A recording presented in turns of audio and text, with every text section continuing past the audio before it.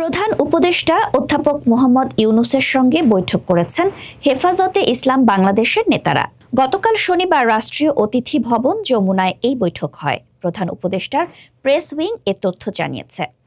গত সোমবার উত্তরায় মাইলস্টোন স্কুল অ্যান্ড কলেজে বিমান বিধ্বস্ত হয়ে হতাহতের ঘটনা ঘটে।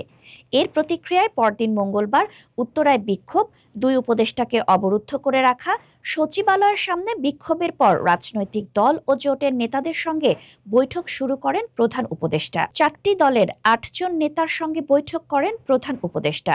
দলগুলো হলো বিএনপি, জামায়াতে ইসলামী, জাতীয় নাগরিক পার্টি এনসিপি ও ইসলামী আন্দোলন বাংলাদেশ। পরদিন বুধবার 13টি রাজনৈতিক দল ও জোটের 13 জন নেতার সঙ্গে বৈঠক করেন তিনি।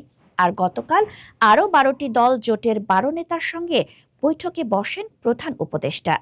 এই বৈঠকের পর হেফাজতে ইসলাম বাংলাদেশের 11 জন নেতার সঙ্গে বৈঠক করেন তিনি।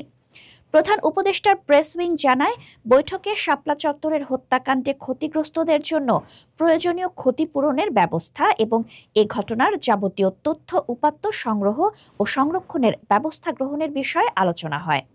হেফাজত ইসলামের সমাবেশে হামলার বিষয়ে জাতিসংঘের মাধ্যমে অনুসন্ধান করার বিষয়ে প্রয়োজনীয় পদক্ষেপ গ্রহণ নিয়েও আলোচনা হয় বৈঠকে।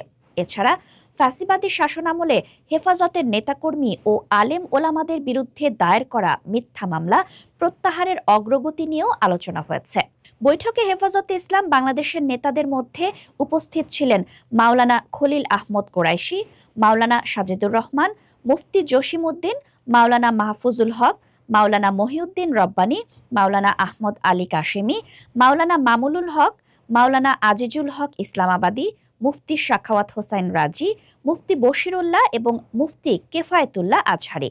বৈঠকে শিল্প উপদেষ্টা আদিলুর রহমান খান, জ্বালানি উপদেষ্টা মোহাম্মদ ফাউজুল কবির খান ও ধর্ম উপদেষ্টা আফম খালিদ হোসেন উপস্থিত ছিলেন।